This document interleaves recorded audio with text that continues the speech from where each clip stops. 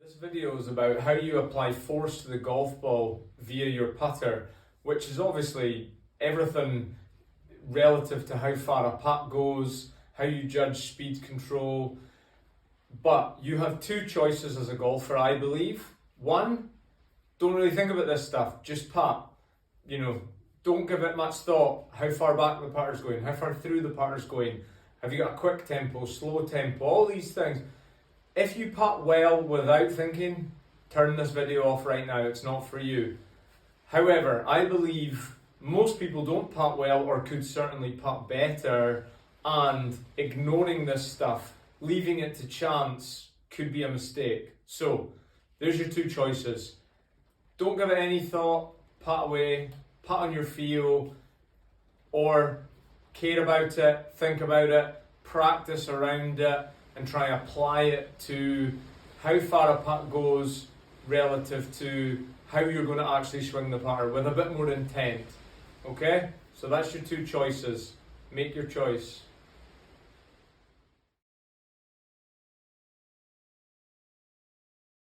If you're still here, then you obviously want to learn a little bit more about how you're going to create some intent around how you putt. So I think first of all we have to categorize the options you have, or the types of golfer that are out there with this. So first of all, you could have a slow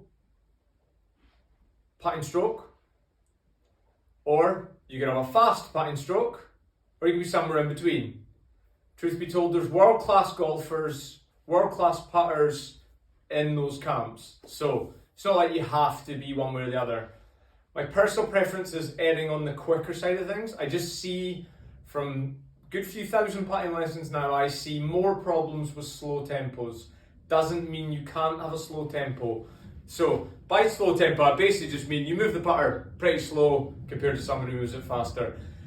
Whatever side you're in, you have to think, right, if somebody's a fast tempo against someone with a slow tempo, and they've both got a 20-foot putt, the faster stroke has to have a shorter stroke compared to the slower stroke, obviously. So that's it's quite hard for golfers to know where they are without being on some sort of technology or having a trained eye tell them what they are. So that's not going to be easy for somebody to really determine, but stick with me, it'll be easier to see what suits you better if you bear with me here.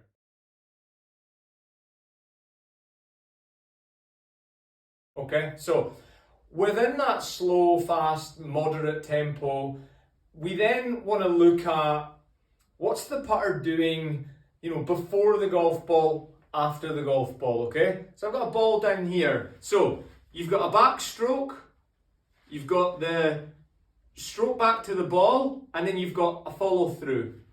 So if we look in terms of those respects, you've really got three choices.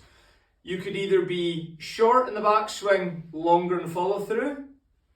You could be longer in the backswing, shorter in the follow through. Or you could be someone who keeps it pretty even. Again, there's world-class putters in all three of those camps. My least favourite, which is the most common with amateur golfers, would be the short to long. Doesn't mean it can't work, it's just my least favourite. My preferred for a lot of people, certainly, would be a little bit longer this way, a little bit shorter that way. But loads of really good putters would keep it quite even. And we don't need to get too,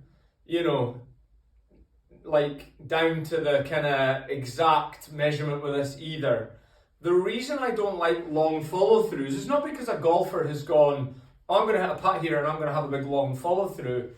The long follow-through is a byproduct of someone who's had to really accelerate through impact, okay? The same way that somebody could really decelerate and have a short follow-through. I just don't see that type of putting stroke very often. It's very, very rare. I see this one all the time, okay? Now I've got other videos on acceleration and why it's bad. You should check them out. But if we just can take it that, yeah, acceleration's not a good thing, your putter head is really speeding up through the ball, that's acceleration, you're going to end up with a big long follow through. That is hard to control, not impossible, but hard. So that's why I don't like that one. So, first thing you could do is roll some putts, and you can do it indoors, and you can do long putts with limited space, just putt into a towel or a cushion or something like that, and see where you are. And some people tend to be, in the 10 foot and under range quite even, but you give them a 30 footer, a 40 footer, that just really ramps up, the acceleration ramps up, the follow through gets longer. So it's quite good to determine where you are, okay? And then, also determine, do you have any problems, Is your speed control good? If it's not, or if it could be better, it's the first thing I'd want to know with a golfer. What does their stroke length look like back and through? Okay?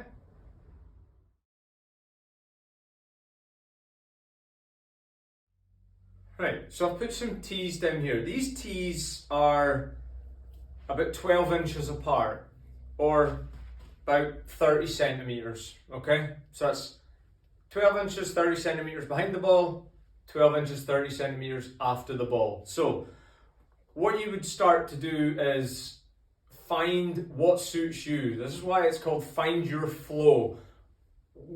Putting coaches like a flowing putting stroke, okay? The reason most of us wouldn't probably like the short to long is it doesn't really flow well, because most people that do that, they're quite slow going back as well. So they go back slow and then they have to go through quick to make up for that, or they're not going to reach their target.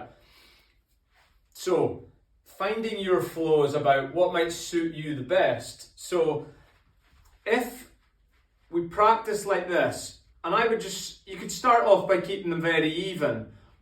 By flow, what we're meaning is something that doesn't feel too aggressive in the downswing or through impact. It doesn't feel like you're going back really slow, then changing the pace in the stroke.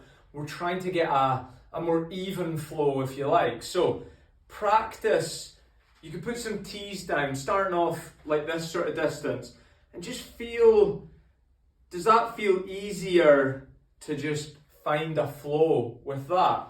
Okay? Then you introduce the golf ball. And I would just, you can start off quite even.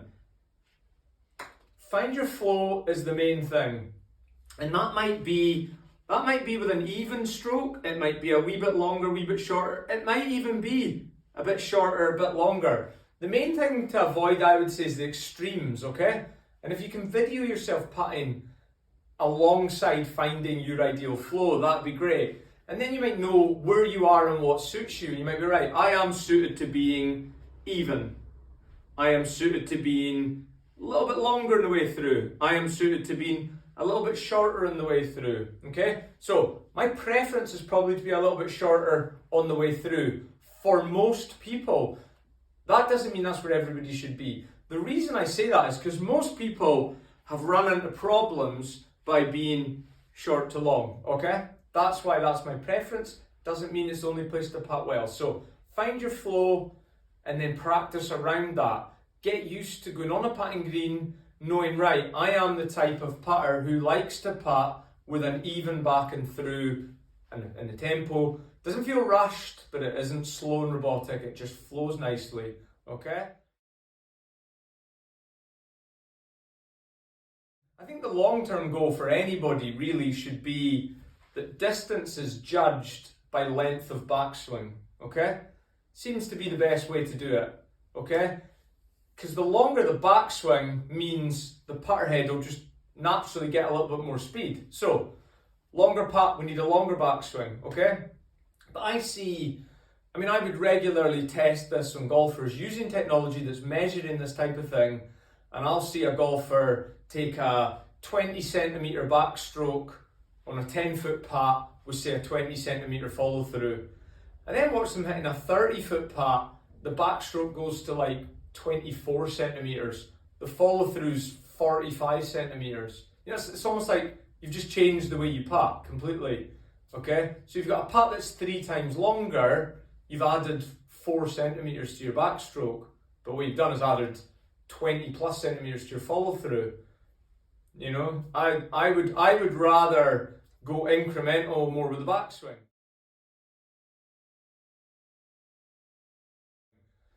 Final thing I want to say on this though, do not go on the golf course too aware of this. This is for the practice screen, okay? Do not go on the golf course going, okay, this is a 30-foot putt. I'm going to take the putter to here. I'm going to stop it here. And then you're putting and you're like really aware of that, okay? The way I approach it might not be the best for everyone is, I would go on the golf course, right, I've got a 25-foot putt. That feels like that. I'll take 2 to 3 practice strokes based on that. Then I step in, I take my last look, and now it's just all trust. Okay? All trust. I am not watching my putter going back, I'm not watching it come to a stop, okay? You build a better feel for this over time, for your rhythm, your ideal flow, okay? So, train it off the course, go on the course and trust it as best you can. Nothing wrong with a little bit of thought in the practice stroke, okay? But this whole thing is about finding your flow, and don't be scared to have a little bit more intent on how you move a putter compared to how you judge distance, all right? Any questions, please let me know. This is important. This has the potential to make a huge difference to your putting, okay? If it's done right, all right? Thanks.